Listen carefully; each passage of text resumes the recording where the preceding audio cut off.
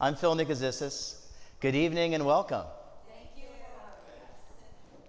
How do you know if someone is a vegan? Don't worry, they tell you. How many meat eaters does it take to change a light bulb?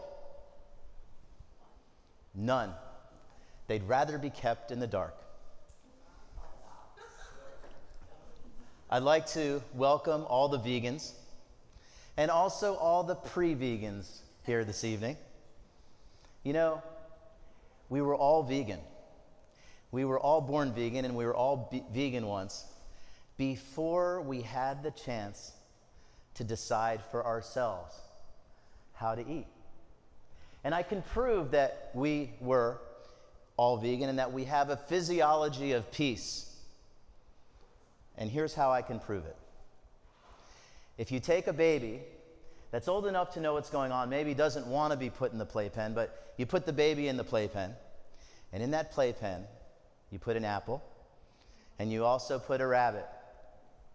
And every time, without exception, the baby will eat the apple and play with the rabbit. And so it is. Ladies and gentlemen, the case for vegan. The case for vegan. Welcome this evening to the case for vegan. Because what we're talking about here, we're not talking about a diet. What does it imply when we go on the diet? It implies we're going to go off the diet, right? It implies it's temporary. And if you were like me, you've been up and down and tried all kinds of fads, and there's a lot of confusion out there, and a lot of it's purposeful confusion. And if I don't touch on that in my discussion, please ask me about that later. So we're not talking about just a diet. What we're really talking about is a lifestyle. But more than a lifestyle, when you consider the ethical, spiritual, and moral consequences, the profound consequences from our food choices, because it's not a personal choice when there's another victim involved. When you consider the physiological problems associated with eating animal foods, but then you consider the havoc that we are wreaking on the environment. And I'm not an environmentalist tree hugger, I'm not a climatic chondriac, I'm not an environmental alarmist, but there are things that we'll touch on tonight that we can see that are unsustainable. A little background. I'm from West Palm Beach, Florida, and how many people have heard or been to, let's say been to, the Hippocrates Health Institute? Great, well, it is about, with traffic, it's about an hour and 20 minutes from here. And it sits on 50 acres. Welcome, please sit. Sits on 50 acres. It's been in operation for 60 years, over 60 years, and 400,000 people have gone through their 3-week life transformation course, where they learn to basically reprogram themselves and eat vegan. And why is it 3 weeks?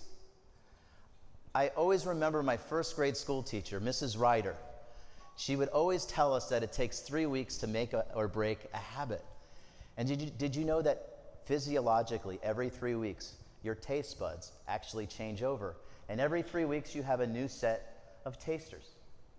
That's one of the reasons why the program is 3 weeks.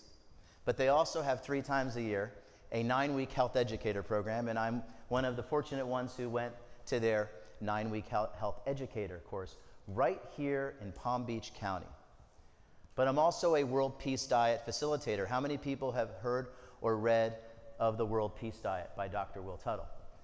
So Dr. Will Tuttle wrote this book about 2006, and it's been translated into 15 languages, and he won the equivalent of the Nobel Peace Prize for this book.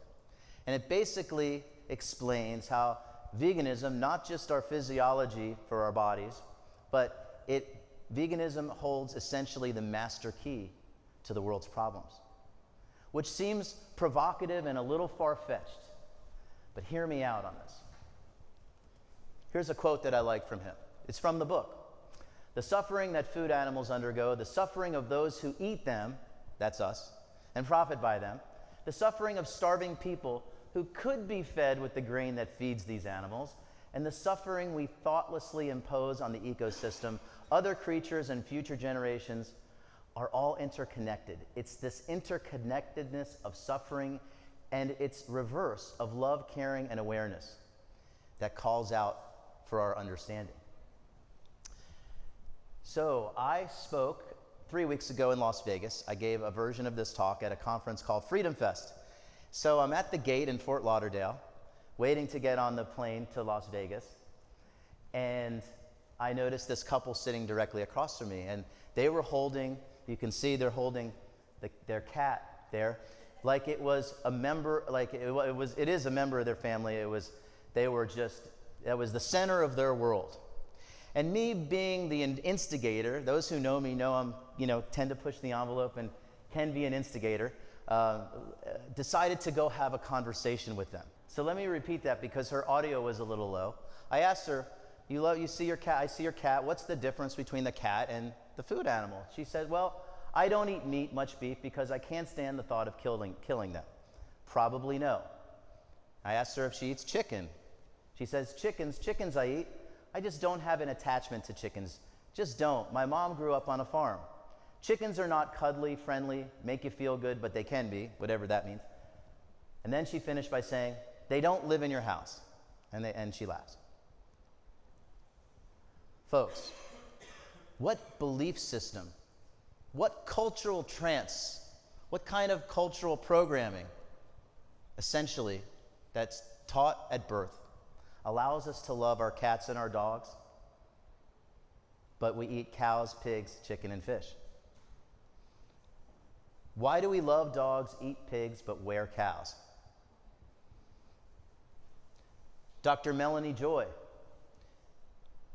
she coined the term, and she calls it carnism. And as you can see from the picture, the dog and the pig, there's just not a lot of difference between those two. Why would we love one and eat the other? Actually, the biggest difference is, did you know that the pig has the intelligence of a 3-year-old child? The dog, not so much. Not so much. And this carnism requires a certain denial. It requires a disconnectedness.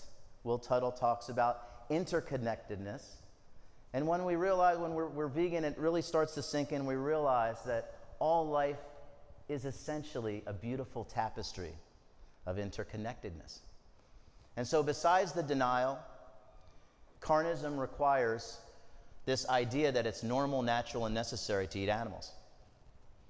Just like sexism, perhaps, for many people that are still in the Neanderthal era, consider sexism to be normal, natural, and necessary. Just like racism, not too long ago, was considered normal, natural, and necessary. Like slavery, the institution of slavery. And I can imagine the people in the antebellum South who owned the slaves would have had a very difficult time agreeing with us that owning other people as property was an evil thing. And I can imagine they went to church every Sunday and even sang in the choir, but thought that their slavery and their owning slaves was perhaps normal, natural, and necessary. And now, as we are here tonight, this carnism, this invisible trance, essentially is reinforced. Messages bombarded to us every day by what I call the meat medical media industrial complex. And what in the world is that? Well, it's a beautiful building. It's actually going up. It's almost completed here in Midtown. That's where they meet. And I never let the truth get in the way of a good story. Just want to see if you're paying attention. The meat medical media industrial complex. Well, what is that? Well, all we've got to do is turn on the TV. And when the commercials start, what do we see? We see commercials for McMurder, Murder King, Kentucky Fried Cruelty, Outhouse Steakhouse. And then after, and by the way, a lot of that advertising is facilitated by what your federal government takes our tax dollars to the tune of about $500 million a year in what's called checkoff programs. The meat and dairy industry gets this advertising money, and they push it in our schools, they put it on TV, and all of those meat lovers, double cheese, extra cheese, cheese in the crust, double size, all of it is through these checkoff programs. And then after these commercials are done, what's the next commercials that you see? Not feeling so well? Cholesterol got you down? Can't breathe? Afraid of a heart attack and sudden death? Your diabetes? You've got tingling in your feet and you can't walk very well? Then how about those disclaimers, half the commercial, are those side effects, right? Can you believe these side effects? Thoughts of suicide, vomiting, diarrhea, cha-cha-cha, and so on. And it's all facilitated by the platform of what I call the gag media. And through my own personal business experience, I've witnessed this. It's an unwritten rule. Maybe it's written somewhere, just like it was written. The tobacco industry actually had a scheme to keep the truth from people. But is it, I think, more probably an unwritten rule that the newspapers and the radio and the television, they're not going to criticize and run stories on their advertisers. It makes sense, right? So what's the net effect of all this? We become cash cows to the meat, medical, media, industrial complex. We are ironically and profoundly like the cows. You see on the factory farm, they're worked to death. In the natural wild, the dairy cow will produce about 10 pounds of milk a day. And in the factory farm, they're driven very hard to produce about 120 pounds of milk per day. Separated from their babies, broken up families, and of course, their ultimate fate. And there's lots of diseases on the factory farm because these are essentially now the bucolic pasture where they're roaming doesn't really exist so much anymore. And because of these conditions, E. coli, mad cow disease, the antibiotics they have to pump in these cows for all the diseases and sicknesses, but also depression, anxiety, and sleeplessness. And then guess what? We go to the doctor in record numbers for what? Depression, anxiety, and sleeplessness. So I'm here suggesting it today, there is a connection. We're profoundly and ironically a lot like the cash cows. So I'm asking tonight to consider to stop following the orders that we were given as children before we even had a chance to decide for ourselves how and what we were going to eat. Let's not be cash cows for the meat, medical, media, industrial complex. Little philosophy on health freedom. My name is Phil. Phil, translated in Greek, means friend, and Sophia is a Greek word for wisdom. So friend of the wisdom on health freedom, because we all want to be free. We all want to be maybe on a sailboat somewhere in the California coast and not having a care in the world. Freedom is the thing I think we all hold dearly. But there's really no more important freedom than health freedom, because when we're not free, when we're sick, we're not free. And when we're not free, we're not happy.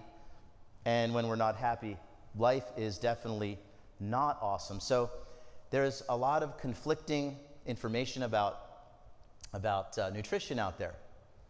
But I'm going to make it real simple. I'm going to give you a couple key ideas that are basically all you ever need to know about nutrition, and everything else is window dressing or cheerleaderism or just plain old bullshit. Number one, all life comes from the sun. Therefore, eat plants. You see, about 500 million years ago, this process started. The sun's rays are captured by the leaves of the plant through photosynthesis, and over time, about 20,000 known phytochemicals were created. That we come along a half a billion years, 500 million years later, and actually require and benefit from, and it turns out many of them halt, reverse, and resolve catastrophic and chronic diseases, right? Most of them we don't even know what they do yet. So all life comes from the sun, therefore eat plants. But the real reason we want to eat vegan, the whole point of it is all health centers around the immune system. Chemo and radiation destroy the immune system. 94% of the people who get chemo and radiation die of cancer. Check it out. Number 3, it's simple but not easy, and we all struggle with it. No matter how much of a vegan we are, it's very hard to eat a diet where we basically walk on water and eat like a saint. And I'm the first among them. But do the things that are good for you and help the immune system, and don't do the things that are bad for you. A little more on health freedom. We want to liberate our bodies, we want to liberate our minds from the devastating effects of animal foods. We want liberty for the food animals that are endowed with an ability to suffer. You see, all invertebrate animals, animals with a spine and an essential nervous system, have been endowed with this ability to suffer. We want to free people from the bondage of starvation. Did you know that almost all the grain that's grown in this world goes to feed the animals? And about 800 million people a year go hungry, when we could have some kind of system where we could help them eat. We want to free ourselves from the wounds of broken relationships. More on that in a minute. We want to free the environment from extreme pressures, and we're even going to solve for world peace. Seemingly impossible. Hear me out on this. The 2 institutions of animal agriculture that have plagued humanity since the beginning of civilization, which we were taught in school as the domestication of animals, right? War. How is that? Well, since civilization began, cows have always been associated with wealth. War was born. Armed conflict on a large scale had never been seen before there was a fight over the cows. As a matter of fact, the Sanskrit word for war, the Indian word for war, means the desire for more cows. It's the greatest get-rich-quick scheme ever devised. Because do you think free market, voluntary exchange capitalism, which is only about 250 years old, which gets bashed by the media all the time and by people who don't understand economics, do you think that always existed? No. The get-rich-quick scheme, the way to build wealth through history, especially in the early history, was to go to the village or the region down the path and take the other person's cows to get more wealth. And then when you got more cows and you got more wealth, guess what? You needed land, you needed water and resources to protect your assets. And that's how it all started. So in my thinking, one of the reasons why the world is screwed up is because of our legacy in humanity for eating animals. Per capita means per head of cattle. Why do you think they call it the stock market? The fancy English word pecuniary, which means wealthy, when you translate it in Latin, it means animal. And then when you went to war and you lost, and you were not killed in battle, guess what happened to you? You became a slave. Let's go back a few thousand years to the ancient vegans. The reason why it's called Hippocrates Health Institute is because 2,500 years ago they knew, let medicine be your food and let food be your medicine. But he wasn't the only one. Here are some other ancient vegans. My favorite, Pythagoras, because he didn't just invent the Pythagorean theorem that we all struggled with. He was also a music theorist. He was also a philosopher, and he said, so long as man kills animals, mankind will kill each other. The Pythagorean principle says that he who sows the seeds of murder and pain cannot reap the seeds of joy and love. So the term vegan is only about 80 years old. The term vegetarian was coined in the 1800s. And before that, we were called Pythagoreans. So they've known this for thousands of years. And in Plato's Republic, Socrates argued with Glaucon that meat-eating societies would lead to land disputes, war, disease, and require doctors and lawyers. Does that sound familiar? Let's fast forward to today, where it seems like people are fed by the food industry, which pays no attention to health, and then people are treated by the health industry, which pays no attention to food. And I used to think, boy, isn't that a shame? If we could just have better messaging, if we could just communicate better, if we could just sit in a circle and work it out and maybe sing, hold hands and sing Kumbaya, maybe we could start to make some progress. But what I figured out was this quote that Upton Sinclair, it's difficult to get a man to understand something when his salary depends on his not understanding it. It's difficult to get a man to understand something when his salary depends on his not understanding it. In fact, people would have you think that genetics cause disease. Here's something else that you may not have thought of, or maybe you don't really believe it. But hear me out on this. It's actually what we should be focused on. Instead of being obsessed on genetics, we should be focused on, as a country, as individuals, as a society, on epigenetics. The top people working on genetics are telling us that genes play perhaps a 10% role. I've heard 15%, I've heard 5%. Whatever the number is, it's really, really low, because we should be looking at epigenetics. And what are epigenetics? Epigenetics are gene expression as a result of diet and lifestyle. The truth is, no matter how bad of a poker hand in the game of genes that you were dealt, good genes don't save you, and bad genes don't do you in. The idea is we want to let the sleeping dog lie. We don't want to allow the bad genes to express themselves. And we want to let the good genes, keep the good genes turned on. We want to let the good genes express themselves so that they could keep us protected from chronic and catastrophic disease. Let's look at the example in the animal kingdom with the queen bee, the idea that you can turn on and off genes with diet. In the example of the queen bee, did you know that the queen bee, the nurse bee, and the worker bees have exactly the same genetics?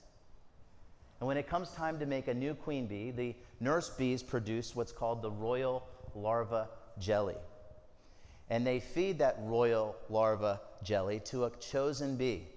And when that chosen bee, who's just a regular bee, eats the royal larva jelly, it turns on the queen bee gene, and a new queen bee is born. So then we have to ask ourselves, is heart disease hereditary? What's the number one cause of death in the United States? I gave you the answer. I know you're smart, you would have figured it out on your own. It's a 95% lifestyle choice. Diabetes, is it hereditary? Obesity, of course we know that's not hereditary. How about the autoimmune diseases? Most of the time, not hereditary. Cancers, often not hereditary. Folks, bad genes don't run in the family. Sausage and peppers runs in the family.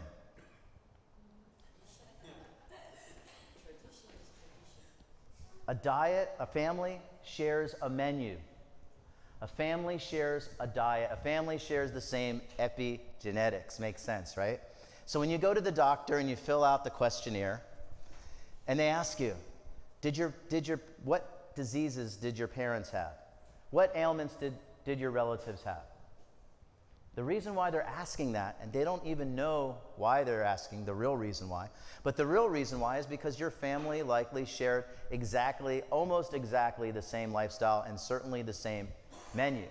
So when it comes to nutrition, folks, genes are like the gun, and bad nutrition pulls the trigger. And so the culprit, in large part, is what us vegans affectionately call the standard American diet, the SAD diet. Now, diet isn't the complete picture. Yes, there are external toxins in the environment. If we sleep on a certain mattress with chemicals, or we're using household cleaners that are not kind to us. But the difference is, those are external. But when we take the external, like an animal food, which we'll demonstrate here is very harmful to your health. When we take this external food and we put it inside our body, that has a much worse effect than the externalities in our environment, which can also make us sick. So what's the cost of all this? It's expensive to be sick in America. On this screen, you see here about $1 trillion every year of what, in large part, are lifestyle choices. And in Palm Beach, West Palm Beach, where I live, our president now calls it the Winter White House, and he's likes to be a social guy, whatever your politics are. And next time I see him, I'm going to bend his ear, I'm going to say, hey, Prez, want to save $1 trillion? Because we could actually imagine what we could do. You know, I find it very ironic and very sad that in this current time in our politics, in our national discussion, we're wringing our hands over health care. We don't know how to do it, how to fix it, how to save it, how to make it work for people. Not one person has their hand in the air and says, you know, let's consider a plant-based diet because it works, because it solves more illnesses than all the pills and procedures combined. So we have some issues. Longevity of life. How many people have heard of the rule of 6? The rule of 6, some would call it the rule of 7. It's very interesting. There are 8 million life forms in this world, of which we are one of the life forms. And every life form can, does, and should live to 6 times its maturity age. So if we mature at around 20 years old, our genetic potential for life is really about 120 to 140. And I really wish this applied to mental maturity, because then I would live forever. We have quality of life as well. We're spending the last 13 years of our life in a chronic or catastrophic failure situation. In the 1990s, it was only 9 years. So if we seem to be living longer, our quality of life certainly is suffering. So let's break it down a little bit. Killer meat. We all know cholesterol comes from an animal, that our body makes all of the cholesterol you ever need from your liver.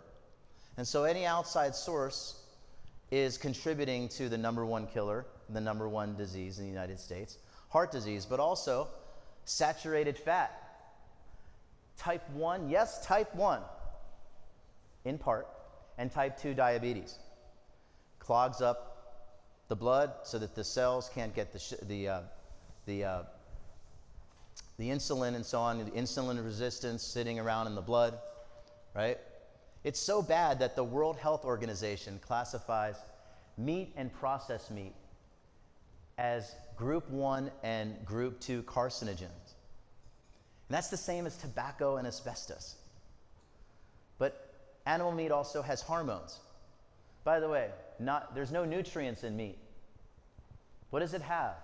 You're looking at it right here. It has cholesterol, saturated fat, hormones.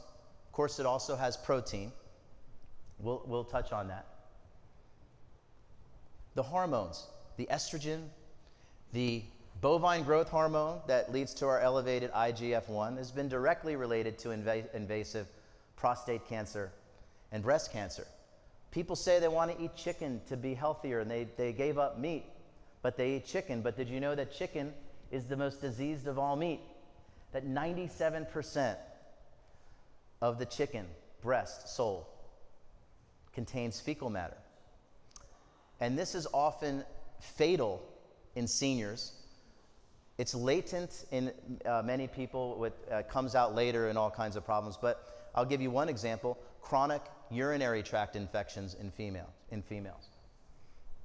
Antibiotics and superbugs. 80% of the antibiotics sold in the United States are sold to the factory farm to keep the animals alive because they're so sick.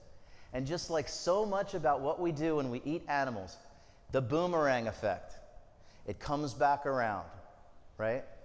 We kill the animals and the animals kill us. 20,000 people a year die because of antibiotic resistance and the superbugs. Viruses. Even if you ate grass-fed beef and this animal lived in a bucolic setting and they played classical music every day, and before they went to bed at night they even gave them massages, and they only had one bad day, the day that they were executed against their will, that they would have done anything to get out of the situation that they're in, you would still be getting viruses A to Z. I bet you if you picked out a letter, you could find a virus that comes from animal foods that we contract. And I just list two here, including butcher's warts, which has been associated with an elevated risk for cervical cancer, and also chicken pox, which actually comes from cows. The autoimmune disorders, including ALS, MS, Parkinson's, arthritis. You see, I'll explain it like this. We're meat, they're meat. We're protein, they're protein. And then when we eat this meat, our body recognizes this, however, as a foreign invader. And it can handle it. But for decade after decade, breakfast, lunch, and dinner, what happens is our bodies start attacking our protein. And so if your genes have it that it will show up in your bones, you'll have rheumatoid arthritis. If your genes would dictate that it shows up in your nerves, it might show up as multiple sclerosis, and so on. Killer fish and killer dairy. I'm taking one group away after the other from our diet here. People ask me, so you're a vegan, do you eat fish? I say, do I eat swimming meat? No, I don't eat swimming meat. Do you eat dairy? Do you eat cheese and milk and so on, butter? No, I don't eat liquid meat. I don't eat swimming meat, liquid meat, and I don't eat cheese, otherwise known as congealed milk meant for someone else's baby. And the 24 proteins that are in this dairy milk are absolutely devastating to our health. Killer eggs. I find that people, they understand the meat thing. They begrudgingly understand the fish, and they go pretty crazy and resist the cheese thing, but they get it. But then I hear, but don't take away my eggs. Don't take away my eggs. You can call me a food bully. Call me a food bully, I don't care. Because I'm here to just show information and discuss what I feel and what I've researched is the truth. So the cholesterol in eggs, there's a lot of cholesterol. Hardening of the arteries, heart disease, and so on. Then people say, well, I eat egg whites. Well, a heat-treated protein of the animal nature becomes twisted and damaged. And this, in the egg example, has been leads to shorter lifespan because it literally messes with our DNA with shorter telomeres. Choline, which is a wonderful chemical that's found in plants that the egg industry actually hangs their hat on. It says that eggs are healthy because we have choline. But what happens is the gut bacteria sends it to the liver, which turns to this chemical called TMAO, which leads to hardening of the arteries and heart disease. 68% higher risk of type 2 diabetes, 41% increase in stroke. A half an egg per day is closely associated with the elevated risk for cancer. It's so bad that the Harvard Health Study says that 1 egg per day is like smoking 5 cigarettes per day. So let's get our nutrition from the same place that the animals do. Where do the animals get their nutrition from unless they're an apex predator? The strongest land animals, the biggest land animals are herbivores. So if we think we want to order fish or order salmon at the restaurant for our omega-3, which, by the way, has a 70% chance of being from a factory farm, and we all know that's bad. Here are some plant-based sources of omega-3. For example, chia seed and chia oil, hemp seed and hemp oil, flax seed and flax oil, all the different algae, and of course walnuts. Now, there are a few people here tonight who know me, and they know that I'm a passionate scuba diver. I've been in 17 countries around the world scuba diving. I was recently in the Great Barrier Reef in June and had a wonderful time, and I filmed this sea turtle. And the sea turtle here is chowing down on what is technically known as broccoli coral. It's a beautiful animal.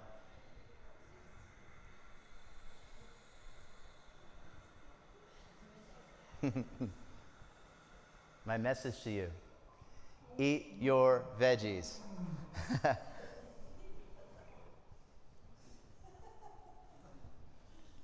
How many people have heard of the China study by Colin Campbell?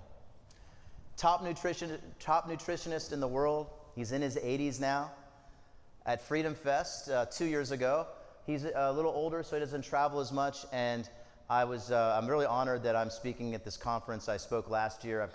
He passed the torch to me in a way, and they invited me back this year. But 2 years ago, he put this slide up. He said, a whole food, plant-based diet solves more illnesses than all the pills and procedures combined. Research done by Nobel Prize winner Elizabeth Blackburn found that a vegan diet caused more than 500 genes to change in 3 months. Turning on genes that prevent disease and turning off genes that cause cancer, heart disease, and other illnesses. Here's just a handful of the many medical conditions addressed by phytochemicals. We won't obviously cover all of this, but includes Alzheimer's, arthritis, asthma, ADHD, cancer, cardiovascular disease, diabetes, MS, obesity, pulmonary disease, osteoporosis, Parkinson's disease, and stroke. We'll just take one plant and discuss the phytochemical in that one plant.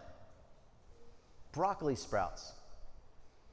By the way, if you wanted to eat the most nutritious food on the planet, and this is reinforced at Hippocrates on the buffet, there's probably 15 different sprouts on the buffet at Hippocrates. And if you wanted to eat like a saint and walk on water and have eat the most nutritious food this side of heaven, period, nothing comes close, you would eat sprouts, raw sprouts, and put dressing, fancy it up, make it nice with dressing, and however you want to be a chef in the kitchen. Broccoli sprouts contain a chemical called sulforaphane. Sulforaphane is, in broccoli sprouts, 100 times more concentrated than regular broccoli. That's why we eat sprouts, because every little seed has the intelligence of a tree, essentially. And that's why these sprouts are 30, 40, 100 times more potent nutritionally than the best vegetable that you would grow in perfect soil in perfect conditions. Wash it off in your sink from your backyard, eat it. You'd still be at 100 times less nutrition than these broccoli sprouts. So in 1998, Johns Hopkins University discovered that sulforaphane in a petri dish absolutely killed, decimated, destroyed, not even close, tumor cells or cancer cells and tumors. They even found that this sulforaphane zapped and killed cancer stem cells, whereas chemo and radiation actually promote cancer stem cells.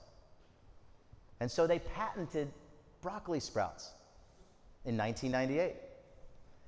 And it went through the patent court for 6 years, and finally 6 years later, a judge threw out their claim to this intellectual property. And the judge said, you can't patent a plant. That's like trying to patent air. And then guess what? You never heard about sulforaphane or broccoli sprouts again. You had to come here tonight to listen to a thriving businessman struggling to be a public speaker. The meat, medical, media, industrial complex. We don't want to be controlled by it. You know, we have to wake up sometimes or we're going to fall asleep.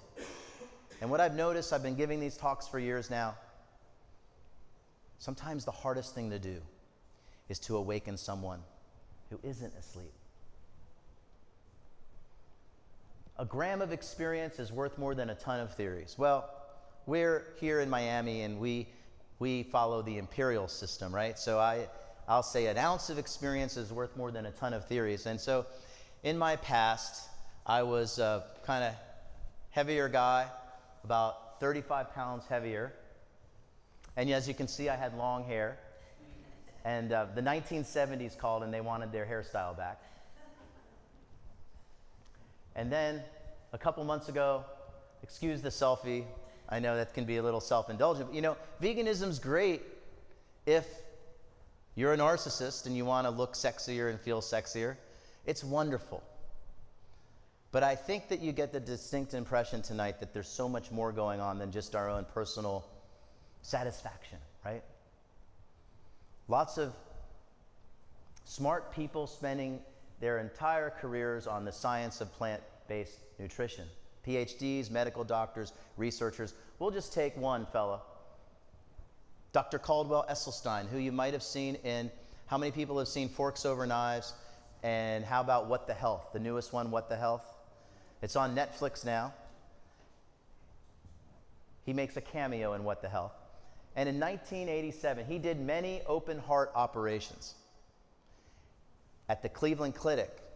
And he decided in 1987 to take a large group of people who had heart disease. Their heart disease was so bad that they couldn't be operated on.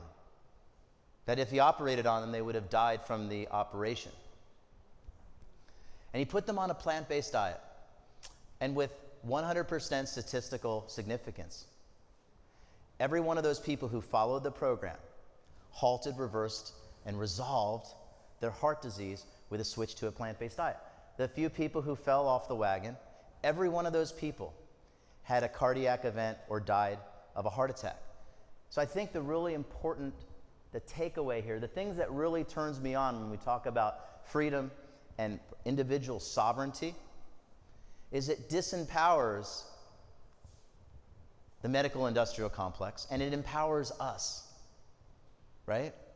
So if I'm in a small little exam room that's got white walls and a white floor and there's a guy with a white coat telling me, if I don't crack open your chest and take a vein from your leg and sew it onto your coronary artery, you're going to die. Who has all the power there? So this is all about flipping the whole thing around.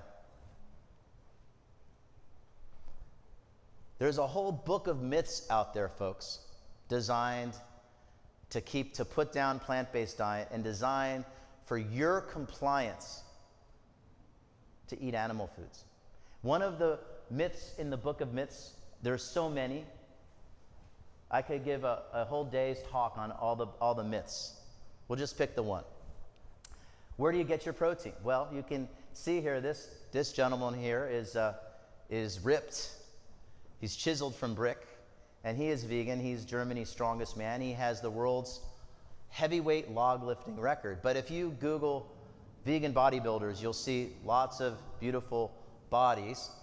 And even Mr. Universe last year, 2017, Mr. Universe from the United Kingdom is a vegan.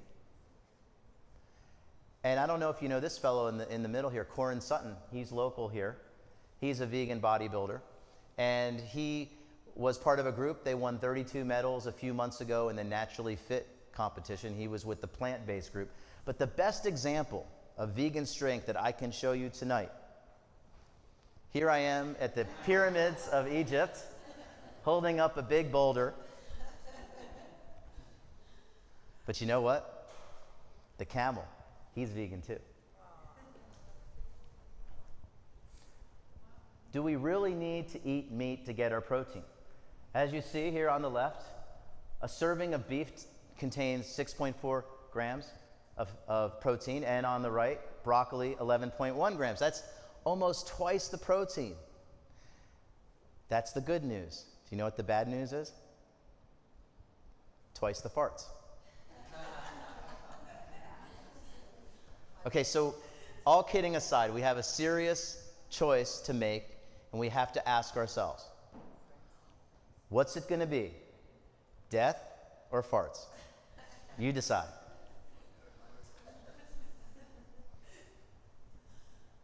this illustration, the doctor says, so you have two choices. We could perform triple bypass surgery where we crack open your chest, we take veins from your leg, we sew it onto your coronary artery at a cost of, now it's about $150,000 a year.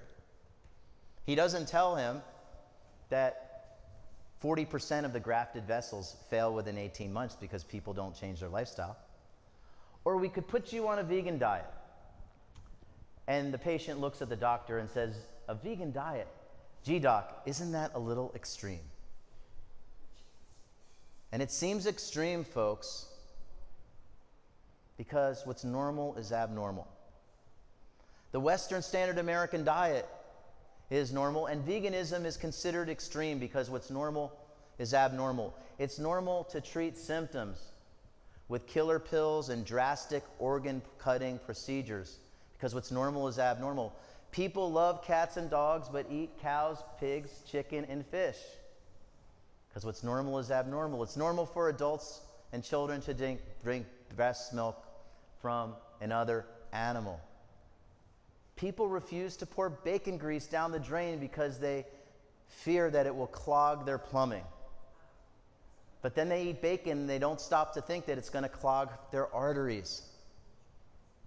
People pray for peace at the dinner table. They go to church and they pray for peace. And then moments later, they dine on the corpses of animals that were produced through violence. I don't make this stuff up. Vegan food tastes gross. And then people season their meat with vegan food to make it taste so good. A word on the environment. I like this meme. And then the meat eater said, Happy Earth Day. Mwah. Folks, there's no way we can consider ourselves environmentalists if we eat animals. That's how it is. If you believed in the theory of global warming, which is just a theory, please understand that from the documentary Cowspiracy, they estimate 52% of the greenhouse gases come from animal agriculture. Over 50% of the municipal water goes to feed the animals. I go to California every summer, and there's always a drought, and they can't water their lawns, and they can't wash their cars, and then all of our toilets, you got to flush them 3 times. That's too much information. But you see, once you go vegan, you realize you've been constipated your whole life and you didn't know it. We're literally witnessing the collapse of our marine ecosystem. They don't even know the real number. They estimate between 2 to 3 trillion vertebrate fish animals a year because they measure it by the pound. They don't measure it by the individual, they measure it by the pound. So you don't have to be an expert to understand that year after year this is unsustainable. And we're literally witnessing the collapse of our marine ecosystem where we're heading to a situation where we have fishless oceans. Not eating a pound of beef saves more water than not showering for 6 months. I know which one I'm going to take. So let's recap a little bit, and then we'll close it up, and then I'd love to answer some questions, and maybe you have some comments. The root cause of our crisis, essentially, folks, lies right on our plate. The 2 institutions that have devastated humankind and civilization itself are war and slavery. And it's like this because we seem to be under this invisible trance, this invisible ideology, which Dr. Melanie Joy calls carnism. We have scientific proof from Hippocrates all the way forward. We have continents of data showing that a plant-based diet is beneficial to our health. Protein is simply in the book of myths. And there are environmental pressures out there that are literally making the world a worse place, and it's essentially unsustainable.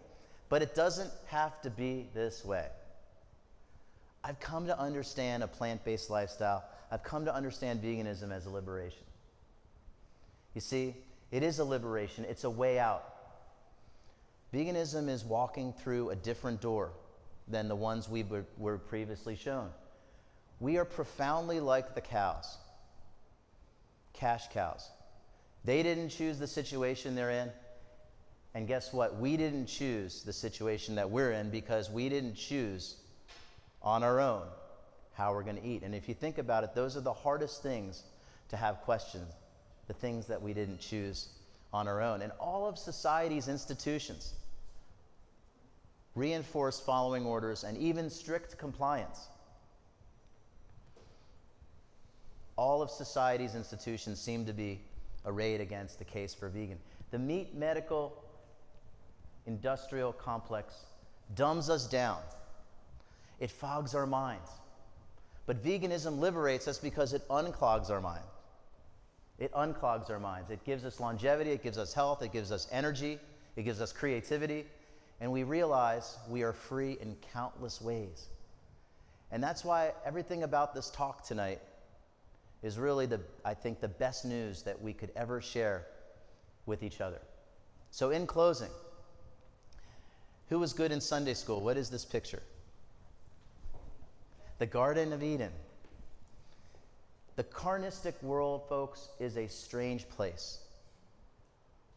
But with a plant-based diet, the Garden of Eden still exists. I think we can and we must free ourselves from the invisible ideology, the bad dream of eating animals. It's up to us, and I'm asking right now, will you join us? Ladies and gentlemen, thank you for listening. That is the case for vegan. Thank you so much.